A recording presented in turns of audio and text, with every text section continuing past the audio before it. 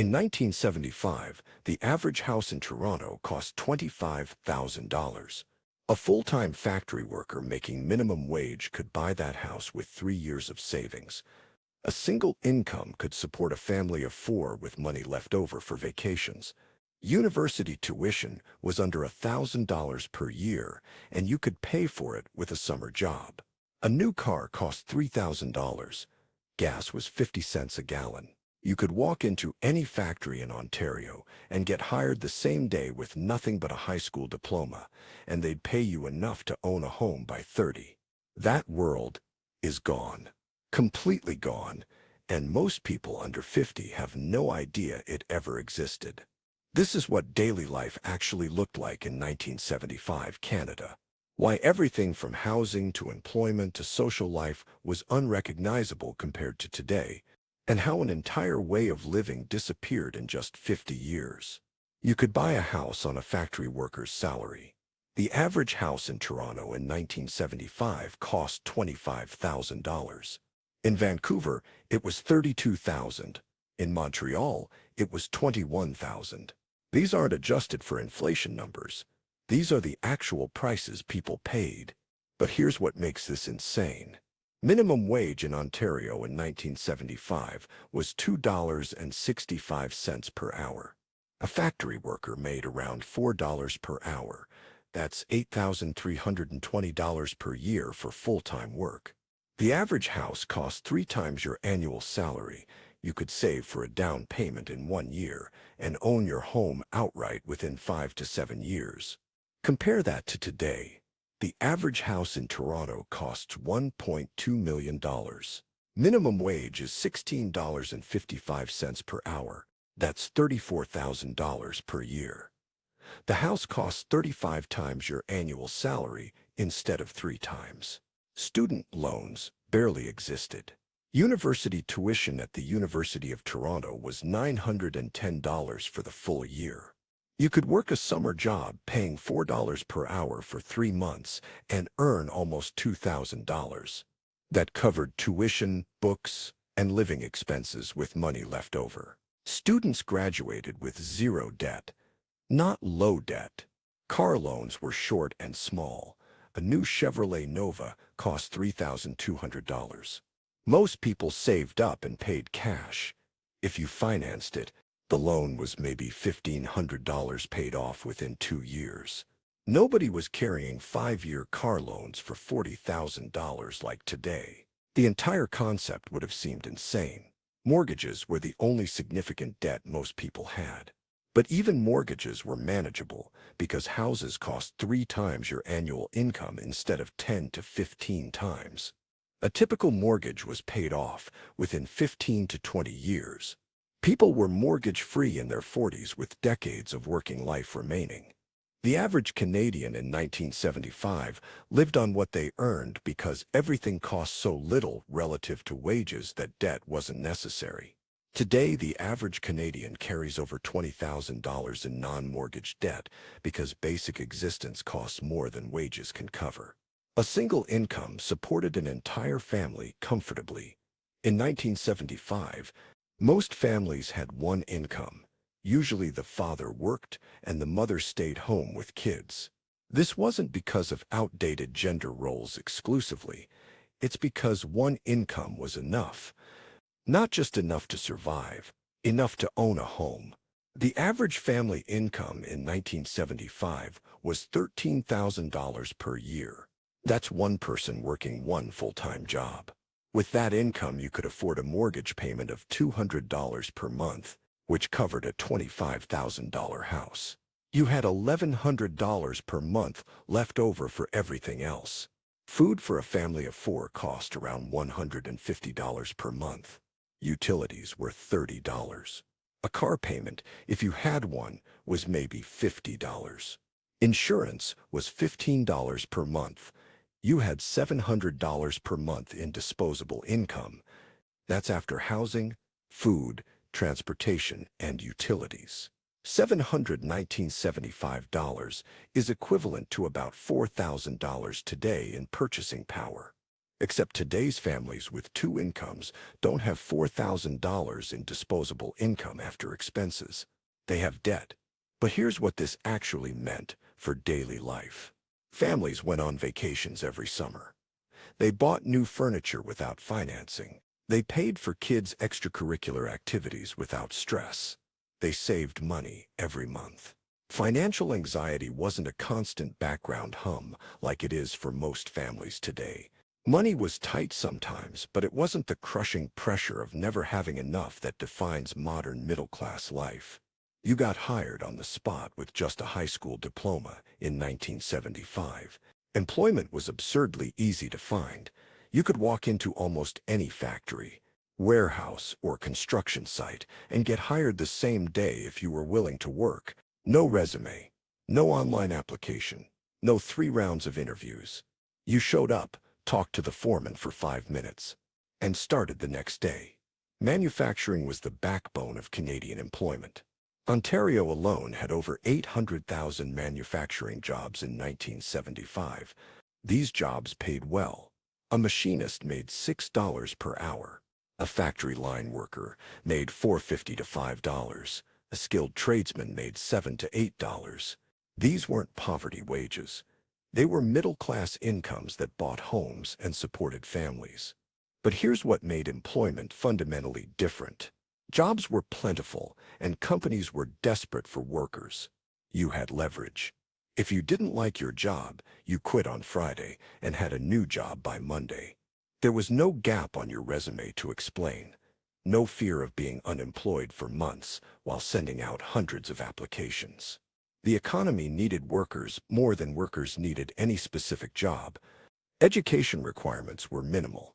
High school diploma was enough for most jobs. College was for specialized careers like engineering or teaching. The idea that you'd need a bachelor's degree to get an entry-level office job would have seemed insane. You learned on the job. Companies trained you.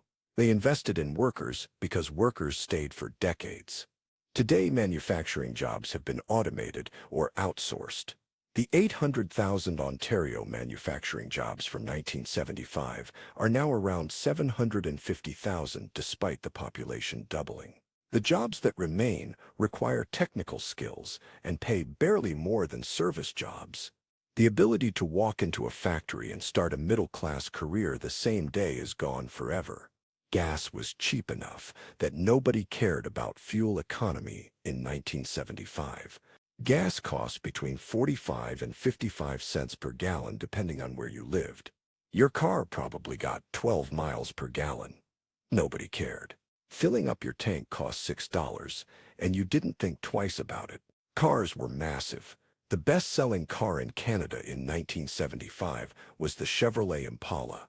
It had a 5.7-liter V8 engine that got 10 miles per gallon in the city.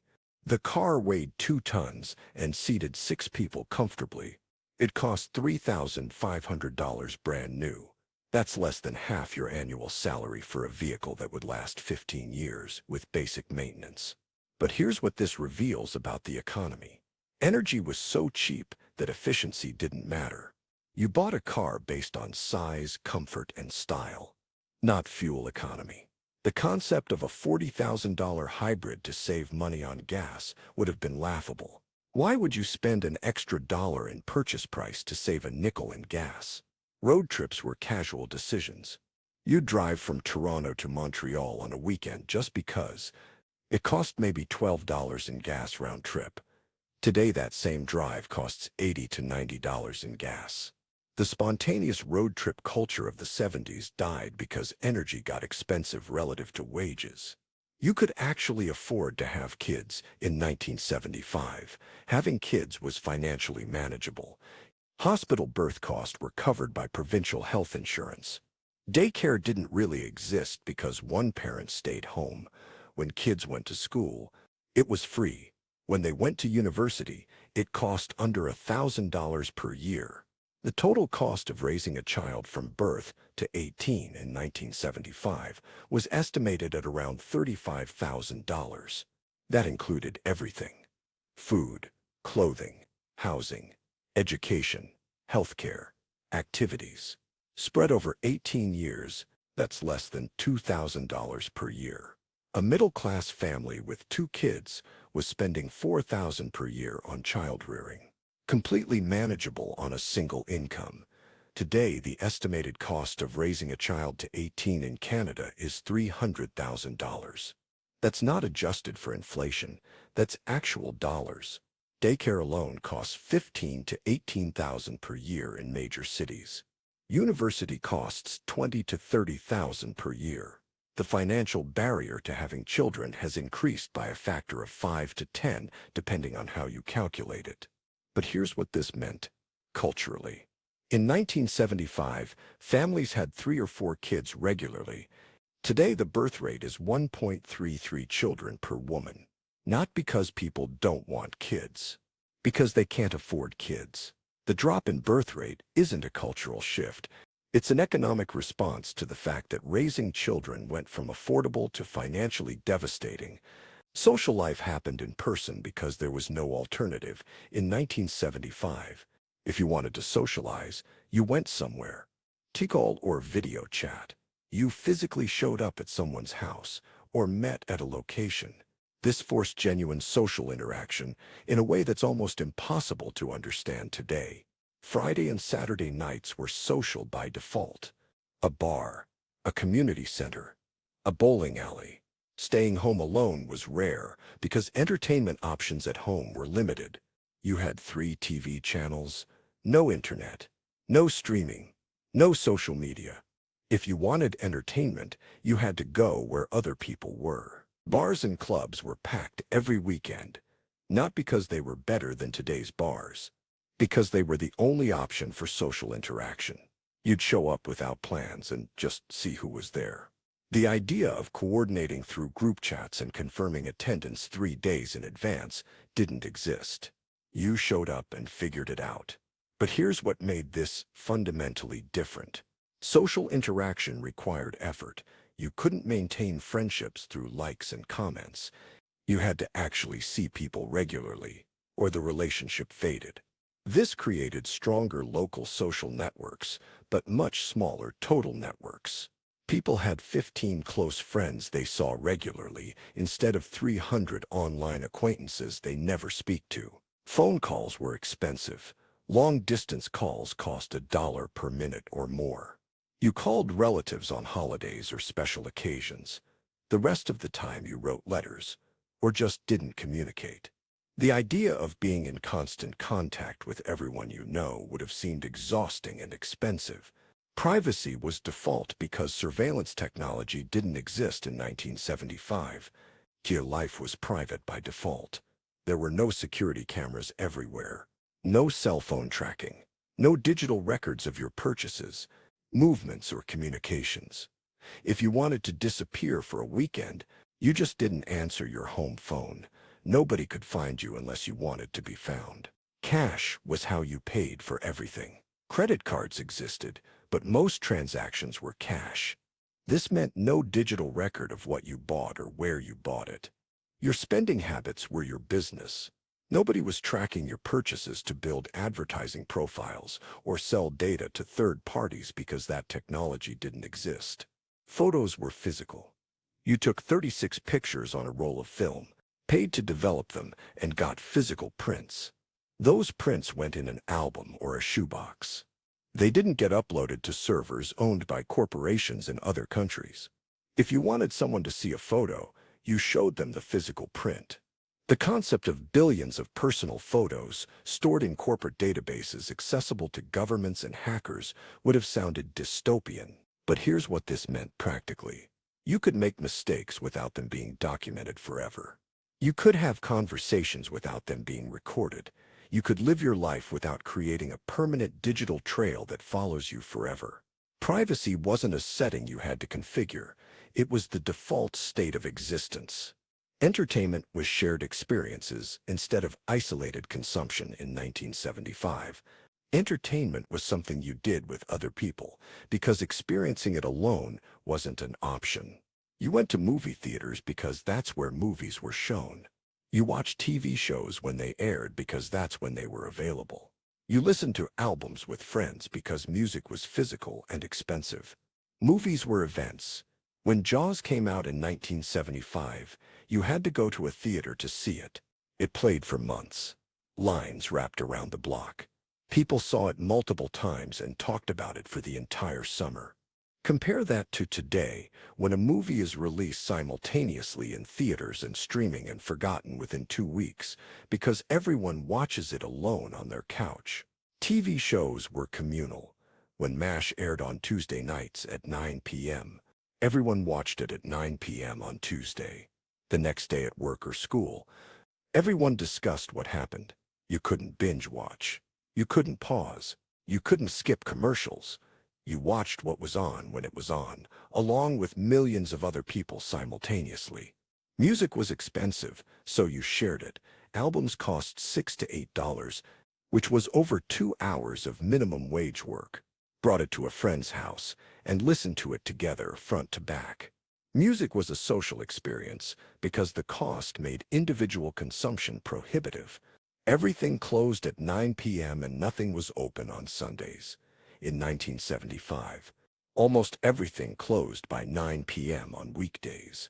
Department stores, gas stations, restaurants, everything shut down. Sundays almost nothing was open at all, except maybe a convenience store for a few hours. If you needed something, you planned ahead because last-minute shopping wasn't an option. This forced different time management. You did grocery shopping Saturday morning because stores closed Saturday night and didn't open again until Monday morning. You filled your gas tank during the week because Sunday driving meant hoping you had enough gas. Running errands required planning around business hours instead of doing things whenever convenient. But here's what this created. Sundays were actually rest days for everyone. Workers weren't scheduled Sunday shifts because businesses were closed. Families spent Sundays together because there was nothing else to do. The idea of running errands on Sunday evening at 11 p.m. at a 24-hour Walmart didn't exist because that kind of always available consumerism hadn't been invented yet. Modern life operates 24/7. You can buy anything at any time. This is convenient, but it also means workers are scheduled at all hours. Family time is fragmented, and rest days don't exist.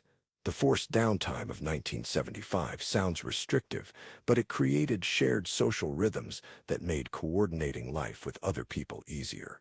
Why this world disappeared? The Canada of 1975 wasn't destroyed by any single catastrophic event. It was dismantled systematically over 50 years through policy decisions, economic shifts, and technological changes that each seemed reasonable individually but combined to completely transform how society functions. Housing costs exploded because real estate became an investment vehicle instead of just shelter. When foreign investors, corporations, and speculators started treating houses as financial assets, prices disconnected from local wages. This was encouraged by policy decisions that favored investment over affordability. Manufacturing jobs were automated and outsourced because labor costs overseas were a fraction of Canadian wages. Companies discovered they could make products in Asia for pennies on the dollar and ship them to Canada cheaper than making them domestically. The jobs that let someone buy a house in 1975 moved to countries where workers make $5 per day. Education costs skyrocketed because governments shifted from viewing universities as public goods to treating them as businesses.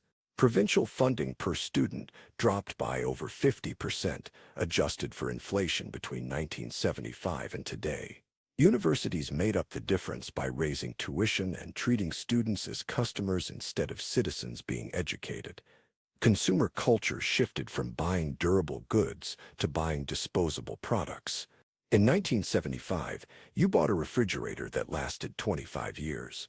Today you buy one designed to fail in 7 years, so you'll buy another. This increases consumption, creates more debt, and makes everything feel temporary instead of permanent.